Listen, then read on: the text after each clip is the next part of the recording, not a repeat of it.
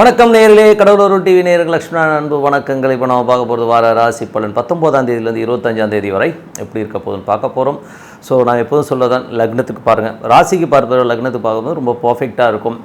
உதாரணத்துக்கு வந்து ஒரு மகர லக்னம் விருச்சிக ராசினா நீங்கள் விருச்சிக ராசிக்கான பலன்களை பார்க்கறதோட மகர ராசிக்கான பலன்களை பார்க்கும்போது ரொம்ப பர்ஃபெக்டாக இருக்கும்.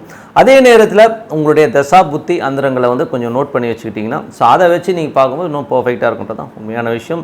ஸோ இந்த வீடியோட எண்டில் டிப் ஆஃப் த வீக் இருக்குது, மறக்காமல் பாருங்கள். கடகராசி. ஸோ கடகராசிக்கு வந்து எப்படி இருக்கும்? ஸோ உங்களோட ராசி அதிபதி யாருக்கெல்லாம் வந்து கடக லக்னமாக இருந்து சந்திர தசா புத்தி அந்தரம் நடக்குதோ அவங்களுக்கு வந்து வாரத்தின் திங்கள் செவ்வாய் வந்து சிறப்பான பலன், நல்ல ஒரு சந்தோஷமாக குதூகலமாக இருப்பாங்க. 2ஆம் அதிபதியான சூரியன் உங்களுக்கு 8ல் இருக்கும்போது யாருக்கெல்லாம் கடக லக்னம் சூரிய தசா புத்தி அந்தரம் குடும்பத்தில் நிறைய பிரச்சனை, சின்ன சின்ன சீக்கிரங்கள், ஒரு ஸ்ட்ரெஸ் வருவதற்கான வாய்ப்புகள் நிறைய இருக்குது. அது மட்டும் இல்லாமல் அப்பா சம்மந்தமான விஷயங்கள் வந்து கொஞ்சம் எமோட் ஆகிறதுக்கான வாய்ப்புகளும் நிறைய இருக்குங்க. ஸோ அதனால் வந்து யாரெல்லாம் கடக லக்னமாக இருந்து சூரிய தசா புத்தி அவங்க கொஞ்சம் கேர்ஃபுல்லாக இருக்கணுங்க. மற்றபடி வந்து 3ஆம் அதிபதியான புதன். ஸோ 3ஆம் அதிபதியான புதன் வந்து பார்த்திங்கன்னா உங்களுக்கு வந்து 7ல் இருக்கும்போது நல்ல ஒரு சந்தோஷம் குதூகலங்கள்லாம் இருக்கும். ஸோ ஹாப்பியாக இருப்பீங்க. திருமணம் சார்ந்த விஷயங்களுக்காக கொஞ்சம் முனைப்பு ஏற்படுத்திங்கன்னா கண்டிப்பாக வந்து அந்த முயற்சிகள் சக்ஸஸ் ஆகிறதுக்கான வாய்ப்புகள்லாம் ரொம்ப நல்லா இருக்குங்க. ஸோ அது ரொம்ப சிறப்பாக இருக்கும். உங்களோட வளர்ச்சிகள்லாம் ரொம்ப சிறப்பாக இருக்கும். ஸோ நல்லா பெரிய வளர்ச்சி, பெரிய ஒரு லெவலில் வந்து முன்னேறுவதற்கான வாய்ப்புகள் எல்லாமே ரொம்ப அற்புதமாக இருக்கும். காமம் சார்ந்த விஷயங்கள் மட்டும் கொஞ்சம் கேர்ஃபுல்லாக இருக்கணும், வேறு ஒன்றும் இல்லை. ஏன்னா அந்த 3, 7, 11 வரும்போது கொஞ்சம் அந்த காம திரிகோணத்தில் வரணும், கொஞ்சம் கேர்ஃபுல்லாக இருக்கணும். மற்றபடி வந்து மனைவியோட கொஞ்சம் இன்ப சுற்றுலாக்கள், வெளியில் சுற்றுறதுக்கான வாய்ப்புகள் நிறைய பேருக்கு அமையும். ஸோ எல்லாமே ரொம்ப சிறப்பு. அதுக்கப்புறம் பார்க்கும்போது உங்களோட 4ஆம் அதிபதியான சுக்கிரன். ஸோ 4ஆம் அதிபதி சுக்கிரன் பார்த்திங்கன்னா உங்களுக்கு வந்து 7லிருந்து சந்திரனுடைய சாரத்தில் போகும்போது ரொம்ப அற்புதமாக சந்தோஷமாக இருக்கலாம். நல்ல லாபங்கள், நல்ல சந்தோஷங்கள், குதூகலங்கள்லாம் அற்புதமாக இருக்கும். வீடு சொத்துக்கள் அமைவதற்கான வாய்ப்புகள்லாம் ரொம்ப சிறப்பாக இருக்குது. ஸோ எல்லாமே அற்புதமான விஷயங்கள். அதுக்கப்புறம் பார்க்கும்போது உங்களது 5ஆம் அதிபதி. ஸோ 5ஆம் அதிபதியான செவ்வாய். ஸோ 5ஆம் அதிபதி செவ்வாய் வந்து உங்களுக்கு 7ல் வந்து நல்ல ஒரு ஆட்சி பலத்தோடு இருக்கும்போது தொழில் ரீதியான விஷயம், நல்ல ஒரு ஏற்றங்கள், நல்ல லாபங்கள் வருவதற்கான வாய்ப்புகள்லாம் ரொம்ப நல்லா இருக்குது. ஸோ இதில் வந்து பார்த்திங்கன்னா செவ்வாய் வந்து சந்திரனுடைய சாரத்தில் இருக்கும்போது கான்ஃபிடென்ட்டாக எதையுமே செய்வீங்க. ஸோ கான்ஃபிடென்ட்டாக செய்கிறது, நல்ல ஒரு வளர்ச்சி, நல்ல ஒரு ஏற்றங்கள் வருவதற்கான வாய்ப்புகள் ரொம்ப சிறப்பாக இருக்குது. இதில் வந்து ஒரே பெரிய விஷயம் என்னென்னா, எல்லோருக்குமே இந்த ஒரு வெள்ளி சனி மட்டும் கொஞ்சம் கேர்ஃபுல்லாக இருக்கணும். ஏன்னா அந்த புதன் தசா புத்தி அந்தரம் நடக்கிறவங்க, செவ்வாய் தசா புத்தி அந்தரம் நடக்கிறவங்க வந்து புதன் அந்த வெள்ளி சனியில் மட்டும் ஒரு சின்னதாக ஒரு ஸ்ட்ரெஸ் வந்து போகிறதுக்கான வாய்ப்புகள், அது மட்டும் கொஞ்சம் கேர்ஃபுல்லாக இருக்கணும். மற்றபடி ஒன்றும் பெரிய ப்ராப்ளம் இல்லைங்க. ஏன்னா வந்து சந்திரனுடைய சாரத்தில் போகும்போது அந்த மாதிரி விஷயங்கள்லாம் நடக்கும். ஸோ அதனால் வந்து குழந்தைகள் சம்மந்தமான விஷயங்கள், வளர்ச்சிகள்லாம் ரொம்ப சிறப்பாக இருக்கும். குழந்தைகளோட ஏற்றங்கள் நல்லாயிருக்கும். கலைஞர்களுக்கு வந்து பெரிய வாய்ப்புகள் வருவதற்கான ரொம்ப நல்லாயிருக்கு. அதுவும் 6ஆம் அதிபதியான குரு. ஸோ 6ஆம் அதிபதியான குரு வந்து பார்த்திங்கன்னா உங்களுக்கு வந்து 10ல் இருக்கின்ற ஒரு காலகட்டம். ஸோ ரொம்ப சிறப்பான ஒரு நல்ல ஒரு வளர்ச்சியை கொடுப்பதற்கான வாய்ப்புகள், மற்றபடி பெருத்த லாபங்கள் எல்லாம் நல்லா அற்புதமாக இருங்க. வேலையில் நல்ல ஏற்றங்கள், நல்ல லாபங்கள், நல்ல ஒரு பெரிய வளர்ச்சி வரும், நல்ல ஒரு புகழ்ச்சி வருவதற்கான வாய்ப்புகள், போகிற இடங்களில் வந்து நல்ல பேர் கிடைப்பதற்கான வாய்ப்புகள் ரொம்ப நல்லாயிருக்கு. தாயார் சார்ந்த உறவுகளும் ரொம்ப சிறப்பாக இருக்கும். ரொம்ப அந்யுன்யமாகவும் பாசமாக இருக்கிறதுக்கான வாய்ப்புகளும் ரொம்ப நல்லா இருக்குங்க. ஸோ இதில் வந்து பார்த்திங்கன்னா வேலையில் வந்து பார்த்திங்கன்னா நல்ல ஏற்றங்கள், அதுதான் ரொம்ப மெயின். ஸோ வேலையில் வந்து நல்ல ஏற்றங்கள், கேட்ட இடத்துல ஒரு பெரும் பணம் கிடைப்பதற்கான வாய்ப்புலாம் ரொம்ப நல்லாயிருக்கு. தொழில் ரீதியான விஷயங்களில் லோன்ஸ் அப்ளை பண்ணிங்கன்னா கண்டிப்பாக கிடைக்கும். யாரெல்லாம் கடக லக்னமாக இருந்து குரு தசா புத்தி அந்தரம் நடக்குதோ அவங்களுக்கு கண்டிப்பாக கிடைப்பதற்கான வாய்ப்புலாம் ரொம்ப நல்லாயிருக்கு. அதுக்கப்புறம் 7ஆம் அதிபதியான சனி 8ல் இருந்து ராகுடைய சாரத்தில் இருக்கின்ற காலகட்டம். ஸோ அப்போ வந்து என்னென்னா 7, 8 போதே கொஞ்சம் கணவன் மனைவிக்கு நடுவில் வந்து சின்ன கருத்து வேறுபாடுகள் வருவதற்கான வாய்ப்புலாம் நிறைய இருக்குது. ஸோ கொஞ்சம் பார்த்துருக்கணும். தேவையில்லாத விஷயங்களை வந்து நம்ம வந்து போட்டு சொதப்பிக்கிறதுலாம் கூடாது. ஸோ அது மட்டும் இல்லாமல் பார்த்திங்கன்னா தந்தை சார்ந்த விஷயங்கள், அப்பாவனாலோ ஸோ மாமனார்னாலோ நமக்கு வந்து கொஞ்சம் கருத்து பேதங்கள், கொஞ்சம் எமோட்டான விஷயங்கள் சூழ்நிலையில் ஏற்படுத்தும். ஸோ அந்த மாதிரி விஷயங்கள் மட்டும் கொஞ்சம் கேர்ஃபுல்லாக இருக்கிறது ரொம்ப நல்லதுங்க. இதை வந்து யாருக்கெல்லாம் நடக்கணும்? கடக லக்னமாக இருந்து சனி தசா புத்தி அந்தரம் நடக்கிறவங்களுக்கு கண்டிப்பாக நடப்பதற்கான நிறைய இருக்குது. 8ல் வந்து சனி ராகுடைய சாரத்தில் இருக்கும்போது தந்தை சார்ந்த உறவுகளால் வந்து கொஞ்சம் எமோஷன் ஆகிறதுக்கான வாய்ப்புகள் நிறைய இருக்குது. அப்பாக்கிட்டையும் மாமனாட்டையும் கொஞ்சம் கவனமாக இருந்துக்குங்க. மற்றபடி வெளிநாட்டில் இருக்கிறவங்களுக்கு சின்னதாக ஒரு மன உளைச்சல்கள் இருக்கும். வெளியூரில் இருக்கிறவங்களுக்கு, வெளி மாநிலங்களில் இருக்கிறவங்களுக்கு கொஞ்சம் மன உளைச்சல் இருப்பதற்கான வாய்ப்புலாம் நிறைய இருக்குது. இது யாருக்கு நடக்கணும் போது யாரெல்லாம் கடக லக்னமாக இருந்து சனி தசா புத்தி அந்த மாதிரி அவங்களுக்கு நடப்பதற்கான வாய்ப்புலாம் நிறைய இருக்குது. ஸோ அதுக்கப்புறம் 9ஆம் அதிபதி. ஸோ 9ல் வந்து பார்த்திங்கன்னா உங்களுக்கு ராகு இருக்குது. ஸோ ராகு வந்து பார்த்திங்கன்னா யாரெல்லாம் கடக லக்னமாக இருந்து ராகு தசாபுத்தி அந்தரம் நடக்குதோ அவங்களுக்கு வந்து பார்த்திங்கன்னா எப்படி இருக்க முடியுமோ நிறைய வெளிநாட்டில் வந்து ஒரு நல்ல ஒரு வாய்ப்பு கிடைச்சி வெளிநாடு பிரயாணம் பண்ணுவதற்கான வாய்ப்புலாம் ரொம்ப சிறப்பாக இருக்குது. ஸோ நல்ல கணவன் மனைவி வந்து ஹாப்பியாக வந்து ஒரு சுற்றுலா செல்வது, வெளியூர் செல்வதற்கான வாய்ப்புலாம் ரொம்ப நல்லா இருக்கும். இதெல்லாம் யாருக்கு நடக்கும்? கடக லக்னமாக இருந்து ராகு தசா புத்தி அந்தரம் நடக்கும். கண்டிப்பாக நடப்பதற்கான வாய்ப்புலாம் ரொம்ப சிறப்பாக இருக்குது. அதுக்கப்புறம் பார்க்கும்போது 10ஆம் அதிபதி. ஸோ 10ல் வந்து குரு இருக்கிறது, அதுவும் சுக்கிரனுடைய சாரத்திலும் பெரும் பணம், லோன்ஸ் எல்லாமே உடனே சேங்ஷன் ஆகி நல்ல நாள் வந்து நல்ல லாபங்கள் வருவதற்கான வாய்ப்புலாம் ரொம்ப நல்லா இருக்குது. வீடு சொத்துக்கள் சார்ந்த விஷயங்கள்லையும் பார்த்திங்கன்னா உங்களுக்கு வந்து ஏதோ லோன்ஸ் கிடைக்கிறதோ இல்லை வீடு சொத்துக்கள் மேலே ஒரு கடன் கிடைக்கிறது, வழக்குகள் வந்தால் அது வந்து கிளியராகி பெருத்த லாபங்களை அள்ளி தருவதற்கான வாய்ப்புலாம் ரொம்ப நல்லா இருக்கும். ஸோ இது வந்து யாரெல்லாம் வந்து கடக லக்னமாக இருந்து குரு தசா புத்தி அந்தரங்கள் நடக்கணும் உங்களுக்கு கண்டிப்பாக நடப்பதற்கான வாய்ப்புலாம் ரொம்ப நல்லா இருக்குது. அதுக்கப்புறம் பார்க்கும்போது உங்களுக்கு 11ஆம் அதிபதி சுக்கிரன்.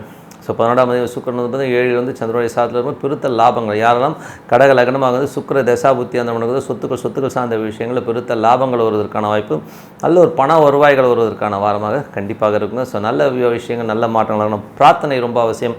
அமைதியாக ஒரு இடத்துல உட்காந்து நம்ம பிரார்த்தனை பண்ணும்போது கண்டிப்பாக அடுத்த லெவல் போகிறதுக்கான ரொம்ப சிறப்பாக இருக்குங்க. டிப் ஆஃப் த வீக்கில் இப்போ நம்ம பார்க்க போகிறது, நம்ம வந்து எப்போதுமே சொல்லிக்கிற ஒரு விஷயம், சார் ஸ்டார் இல்லை சார், நம்மலாம் வந்து ஒரு பெரிய ஸ்டாராக இல்லை, நம்மலாம் வந்து சாதாரண மனிதன் நிறைய பேர் சொல்லியிருப்போம். பட் என்னை பொறுத்தவரை ஏன் இந்த மனிதருக்குள்ளே இவ்வளோ ஏற்றத்தாழ்வு? இப்போ உதாரணம் சொல்ல போனோம்னா ரஜினிகாந்த் வந்து சொல்கிறாங்க, ரஜினிகாந்த் பிறந்த டைமில் வந்து ஏகப்பட்ட குழந்தைகள் பிறந்தது, ஏன் அந்த குழந்தைகளுக்கெல்லாம் அந்த ஒரு ஸ்டார் வரல? அதே மாதிரி வந்து பார்த்திங்கன்னா சில பேர் பார்த்திங்கன்னா பிறந்ததுலேருந்தே வந்து நிறைய கஷ்டங்களோடையும் ரொம்ப ஒரு ஸ்ட்ரெஸ்ஸோடையும் தான் வாழ்ந்துட்டுருக்காங்க சில பேர். ஸோ ஏன் இந்த ஒரு பிரிவு, ஏன் இந்த ஏற்றத்தாழ்வுங்கிறது தான் உண்மையான விஷயம். ஸோ இதில் வந்து மேஜராக வந்து பார்த்திங்கன்னா அவங்களுக்கு பிறந்த நேரம். ஸோ பிறந்த நேரத்தில் வந்து பார்த்திங்கன்னா என்ன வேணால் இருக்கலாம். அதே காலகட்டத்தில் வந்து நிறைய குழந்தைகள் பாருங்கள் ஹெரிட்டரினா அவங்களுடைய வம்சாவழியில் வந்து பார்த்திங்கன்னா ஒரு சில நல்ல விஷயங்களே விதைச்சிருப்பாங்க. ஸோ அது வந்து கருவாகி ஒரு குழந்தையாக பிறக்கும்போது அது அதிர்ஷ்டமான குழந்தையாக பிறகு நம்பர் 1. ரெண்டாவது வந்து யோகங்கள் எப்படி வேலை செய்யுதுங்கிறத பார்த்துருவோம். ஸோ அதுதான் வந்து அவனோட முயற்சிகள், அவனோட முயற்சியையும் விஷனையும் வந்து அடுத்த லெவலுக்கு கொண்டு போகிறதே வந்து அந்த யோகங்கள் வந்து அந்த ஹெரிட்டரி டிஃபால்ட்டில் வந்து பார்த்திங்கன்னா அவங்களோட தாத்தாவோ முப்பாட்டனாவோ வந்து ஒரு பெரிய ஸ்டார்டமாவோ பெரிய லெவலாக வரணுங்கிற ஏக்கத்தோடு இறந்துருப்பான். ஸோ அவனோட ஜெனட்டிக்கில் வந்து அடுத்த லெவலில் வந்து ஒரு ரஜினிகாந்தாவோ கமலஹாசனோ வரதுக்கான அந்த வெறி வந்து மேலே வந்துடுது. ஸோ இவ்வளோதான வழியை. மற்றபடி வந்து ஜாதகங்களில் வந்து பார்த்திங்கன்னா எப்படி அது ரிஃப்ளெக்ட் ஆகும் அப்படின்னு பார்த்தா யோகமான ஜாதகங்கள் உதாரணம் சொல்ல போனால் இளையராஜா. ஸோ இளையராஜா பார்த்திங்கன்னா 30 ஆண்டுகள் வந்து கொடி கட்டி பிறந்தால் எல்லாம் காலில் விழுந்தாங்க. ஸோ இதெல்லாம் நம்ம பார்த்துருக்கோம். ஸோ அதே மாதிரி ரஜினிகாந்த் சார் பார்க்கட்டும், நம்ம கமலஹாசன் சாராக இருக்கட்டும், எல்லோருக்குமே வந்து இந்த ஸ்டார்டம் கண்டிப்பாக இருக்குங்க. இன்றைக்கி வந்து ஒரு 70+ இருக்கிற ரஜினிகாந்த் சாரோடைய சேலரி பார்த்திங்கன்னா ஒரு பெரிய லெவலில் வாங்குறானாலும் அதுக்கான ஒரு ஸ்டார். அது எப்படி வருது அந்த ஸ்டார்ஸுங்கிறத இப்போ நம்ம பார்க்க போகிறோம். ஸோ உதாரணம் சொல்ல போனோம்னா ஒரு ஜாதகத்தில் வந்து மேஜராக வந்து கிரகங்கள் வந்து தசான் புத்தி அந்தரங்கள் நடத்தும் போது நட்சத்திரங்கள் ஒரு பெரிய பங்கு வகிக்குதுங்க. யோகங்களுக்கு வந்து பார்த்திங்கன்னா மேஜராக வந்து அந்த நட்சத்திரங்களே வந்து ஒரு மேஜராக ஒரு ப்ளே பண்ணுது. ஸோ சில பேருக்கு வந்து அவயோக நட்சத்திரங்கள், அவயோகம்னா ஒரு 6, 8, 12 நட்சத்திரங்கள் வந்து உப நட்சத்திரமாக வரும்போது கண்டிப்பாக வந்து ஒரு ராங் கான்செப்டில் வந்து அந்த குழந்தைகள் போகிறதும் அது கஷ்டப்படுறதும் வந்து இயற்கையாகிடுது. அதே மாதிரி வந்து சில பேருக்கு வந்து நல்லா யோகமான ஒரு திசைகள், அந்த திசையே வந்து ஒன்றுமே இருக்காது. சில நேரங்களில் பார்த்திங்கன்னா திசை சாதாரணமாக இருக்கும், பட் நட்சத்திரங்கள் வந்து நல்ல யோகமான ஒரு நட்சத்திரங்கள் அந்த கிரகங்கள் அமைஞ்சிரும். ஸோ அவங்களுக்கு வந்து பார்த்திங்கன்னா ஒரு பெரிய லெவல் வந்து கொண்டு போகிறது தான் இது முக்கியமான விஷயம். மற்றபடி வந்து அந்த திசை வருது கூட பெரிய விஷயம் இல்லைங்க. அந்த கோச்சாரத்தில் வந்து நமக்கு வந்து கை கொடுக்கணும். ஸோ அதுவும் ஒரு பெரிய ப்ளஸ் இருக்குது.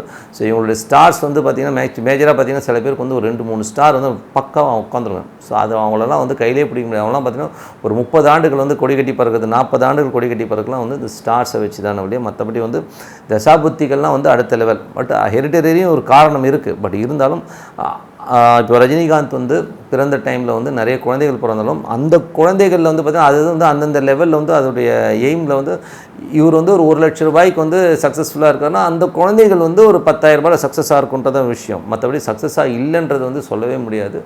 பட் அந்த உபநட்சத்திரங்களும் நட்சத்திரங்களும் வந்து இதில் ப்ளே பண்ணும். இதில் வந்து 10 செகண்டில் வந்து ஒரு உபநட்சத்திரம் மாறுங்க. ஸோ 10 செகண்ட்ஸ்க்குள்ள வந்து உபநட்சத்திரம் மாறும். நட்சத்திரங்கிறது வந்து டே டு டே லைஃப்பில் மாறும். ஸோ இந்த ரெண்டும் சேர்ந்து விளையாடுறது தான் இந்த விளையாட்டே. ஸோ எல்லாமே இருந்தாலும் கோச்சாரம் கரெக்டாக வந்துன்னா சூப்பராக ஒர்க் ஆகுன்றது உண்மையான. ஸோ யோகங்கள் இப்படி தான் வேலை செய்யுதுங்கிறத மைண்டில் வச்சுக்கோங்க. அதனால் வந்து எல்லாத்தோட பெரிய விஷயம் என்ன தான் யோகங்கள் இருந்தாலும் நம்ம முயற்சி பெருசாக இருக்கணுங்க. ஏன்னா வந்து என்னை பொறுத்தவரை வந்து பெரிய யோகங்கிறது வந்து எனக்கு வந்து ஒரு பிரியாணி கிடைச்சா போதும் அப்படின்னு சொல்லி ஓடினீங்கன்னா அந்த பிரியாணி கிடைச்சாலே அது பெரிய யோகமாக கிடைக்கும் உங்களுக்கு. ஸோ என்னை பொறுத்தவரை ஒரு 1000 கோடி 100 கோடி அப்படி பின்னாடி போகும்போது அது பின்னாடி ஓடும்போது உங்களுக்கு அந்த பெரிய பணமோ பெரிய விஷயமோ கண்டிப்பாக நடக்கும். ஸோ அந்த யோக திசை வரும்போது அந்த 100 கோடியை கொடுக்க போகுது. இல்லைங்க எனக்கு வந்து இன்றைக்கி வந்து 10,000 ரூபா போதும், எனக்கு ஒரு பிரியாணி டெய்லி கிடைச்சா போதும் அப்படின்னு சொல்லி உடனே அந்த பிரியாணி கிடைக்கும்போது அது ரொம்ப சந்தோஷமான வாழ்க்கையாக மாறிடும். ஸோ உங்களோட மனசு எதை கேட்குதோ அதை கொடுக்கும். அதுக்கு யோகங்கள் வந்து இப்படி தான் வேலை செய்யும் ஒழிய ஸோ நீங்கள் கேட்குறதே பெரிதினும் பெரிதுகள் தான் சொல்லணும் வழியே. ஸோ உங்களுடைய ஸ்ட்ரக்சரை பெருசாகிடுங்க. எத்தனை பேர் வந்து நீங்கள் பார்த்துட்ருக்கவங்க ஒரு பெரிய எய்மோடு இருக்கீங்க, என்னை எவ்வளோ சம்பாதிக்கணும்னு நினச்சிங்க, இதெல்லாம் யோசிச்சு பாருங்கள். உங்களுக்குள்ளே கேட்டு பாருங்கள். நம்ம எல்லை வந்து ரொம்ப சின்னதாக தான் இருக்கும். காரணம் இல்லை, உங்களுக்குள்ளே ஒரு எல்லையை வகுத்துப்பீங்க. ஸோ இது இருந்தால் போதும்னு. அப்படி இல்லாமல் நல்லா பெருசாக எய்ம் பண்ணுங்கள். பெரிய வாழ்க்கை உங்களுக்காக காத்திருக்கு. அதுக்கு பிரார்த்தனையும் அவசியம். ஸோ மனதார பிரார்த்தனை பண்ணி பெரிய லெவலில் வரணும்னு சொல்லி நீங்கள் கனவு கண்டிங்கன்னா கண்டிப்பாக கிடைக்கும். ஸோ அதுக்கான முயற்சியில் எடுங்க. அப்படி வந்து யோகங்கள் வந்து ஸ்டார்ஸே ஒர்க் ஆகலனோட ஒரு ப்ரேயரில் அட்லீஸ்ட் வந்து 3 வருஷமோ 5 வருஷமோ உங்களை ஒரு பெரிய லெவலில் கொண்டு போய் உட்கார வச்சுருங்கிறதுல எந்த வித மாற்றம் இல்லைன்னு சொல்லிட்டு உங்களிடம் விடைபெறுவது உங்கள் லட்சுமி நாராயணன். கடவுள் அருள் டிவியை பார்த்தமைக்கு நன்றிகள். மேலும் இது போன்ற தகவல்களை தெரிந்து கொள்ள கடவுள் அருள் டிவியை சப்ஸ்கிரைப் செய்யுங்கள். மறக்காமல் பெல் ஐக்கானை கிளிக் செய்யுங்கள்.